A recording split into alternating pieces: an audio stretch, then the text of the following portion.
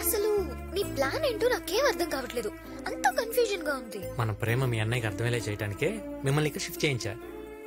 పగతో ఉన్న మీ అన్నయ్యని మార్చి ప్రేమతో మన పెళ్లి ఒప్పుకునేలా చేస్తాం. 10 రోజులు మా ఇంట్లో ఉండటానికి వచ్చారు, పర్మనెంట్గా ఇక్కడే ఉండేలా చేస్తాం. సరేనా?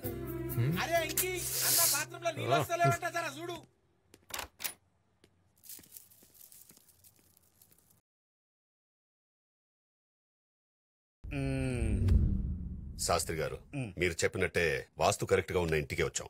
అన్ని అనుకున్నట్టే జరుగుతాయి కదా.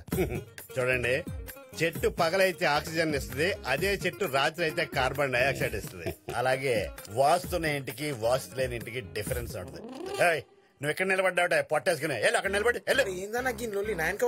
శాస్త్రి గారు, ఇంట్లో ఉంటే చెల్లి పెళ్లి అయిపోద్ది కదా. పెళ్లి అయితే ఈ ఇంట్లోనే ఉంటది. శాస్త్రి గారు, అంటే పెళ్లి అవ్వాలంటే ఇంట్లోనే ఉండాలి. అయినా మీరు ఎందుకు అంత టెన్షన్ పడతారు?